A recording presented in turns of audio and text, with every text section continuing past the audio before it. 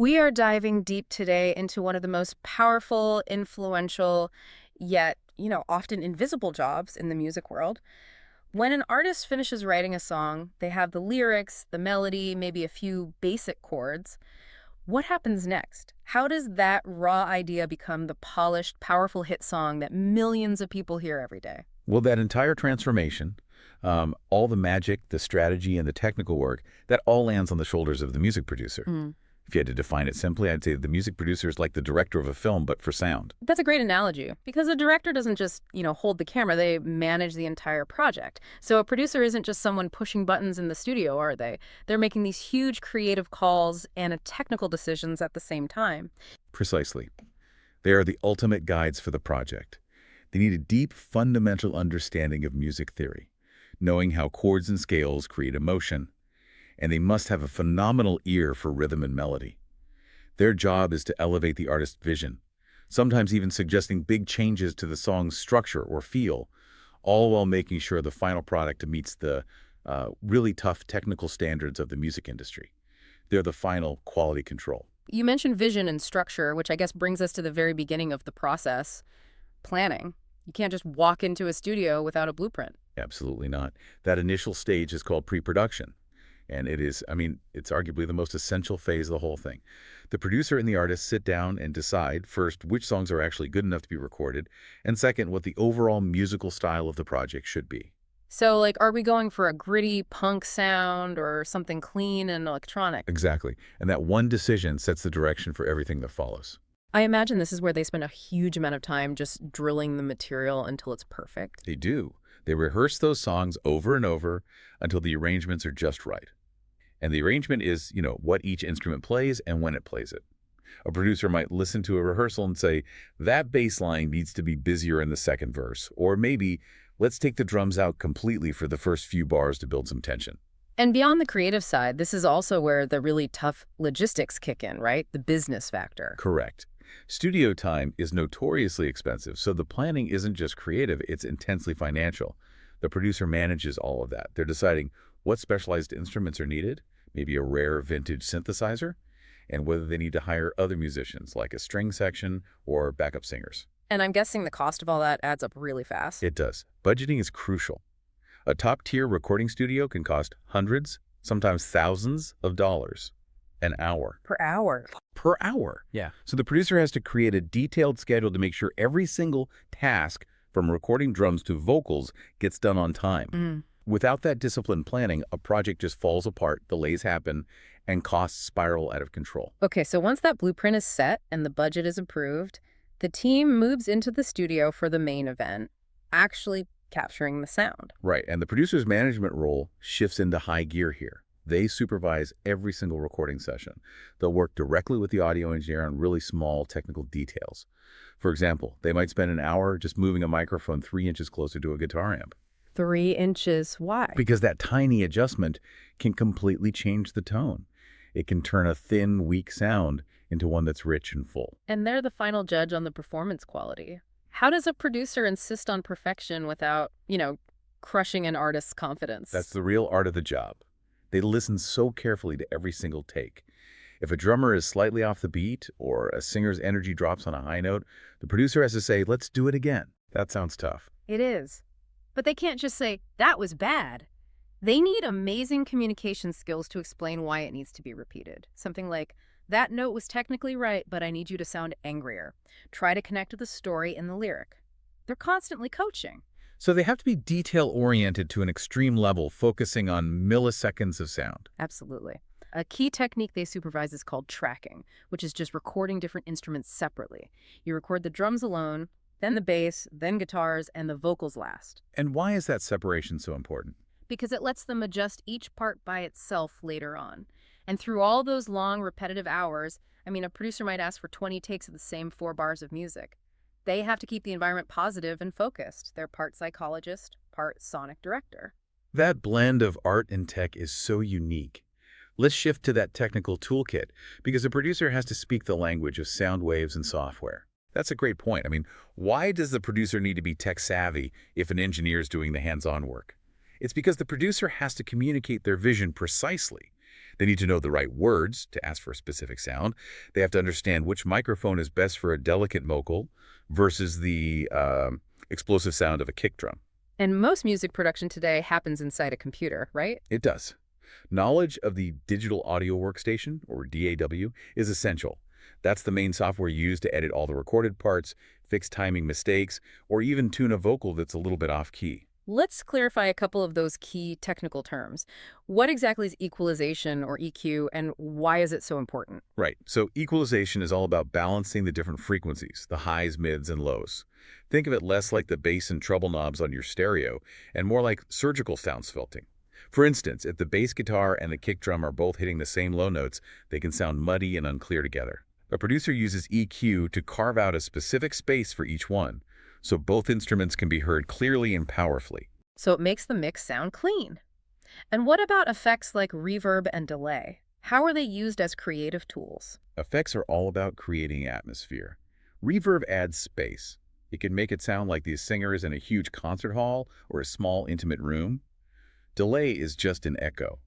A producer might use delay on just one word at the end of a chorus to give it this dramatic, memorable feel. They aren't just technical fixes. They are creative choices that define the song's entire mood. Once all the individual sounds are recorded and treated, then we look at the shape of the music itself, the arrangement. This is where the producer really sculpts the listening experience. The arrangement is the journey the song takes you on. The producer looks at the big picture and determines the structure.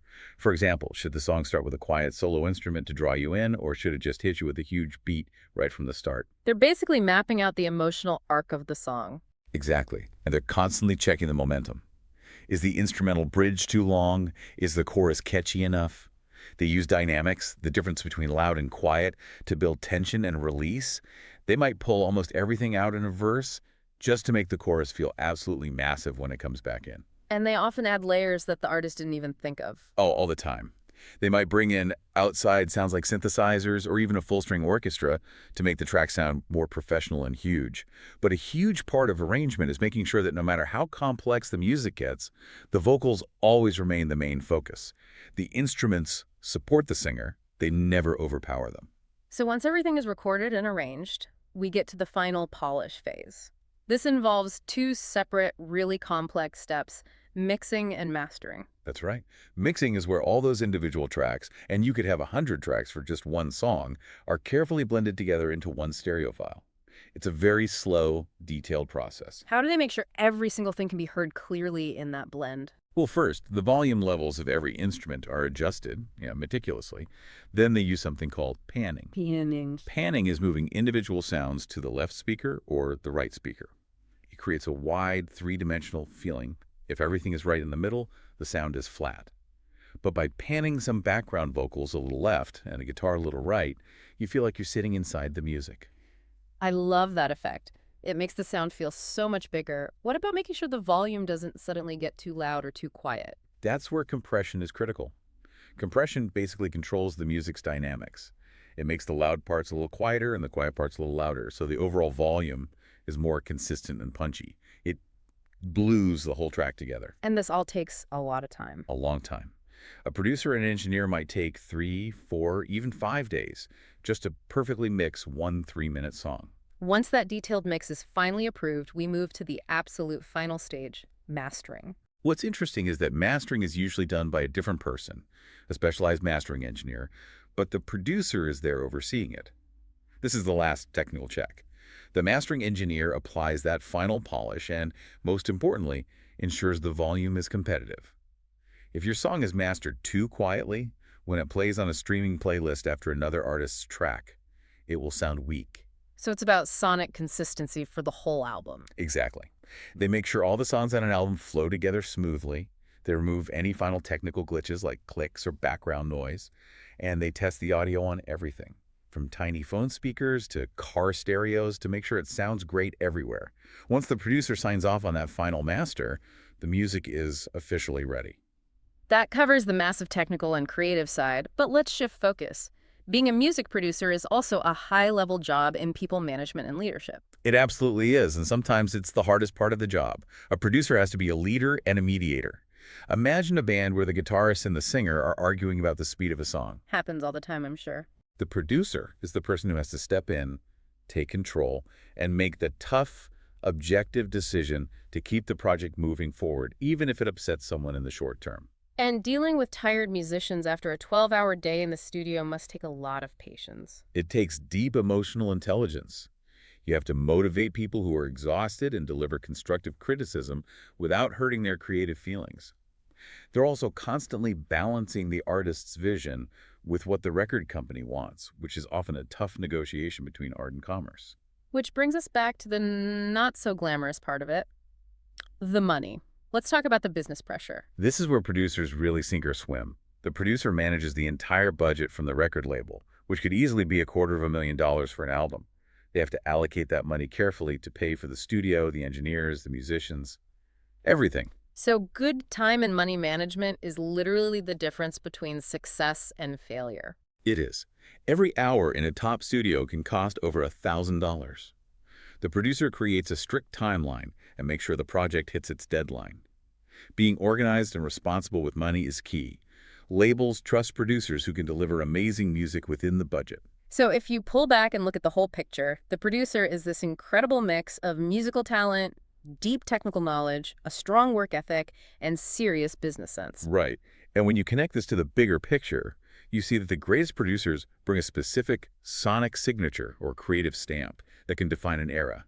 Think about the difference between two famous producers. You have someone like Rick Rubin, who is known for this raw, stripped-down, minimalist sound. Right. And then contrast that with someone like Max Martin, who's famous for his super polished, structurally perfect, and just insanely catchy pop music. So their signature isn't just a sound, it's a whole philosophy of how to make music. Exactly. That signature helps define an artist's identity and can actually shape the sound of an entire generation. Their ability to take creative risks and experiment is what makes them so valuable. For anyone listening who is curious about this career path, how do people get started in this world? There's no single path, really. A lot of producers start as musicians themselves. Others start as interns in recording studios, just learning by watching the experts. Taking classes in music technology or audio engineering can give you a great foundation. But networking is crucial.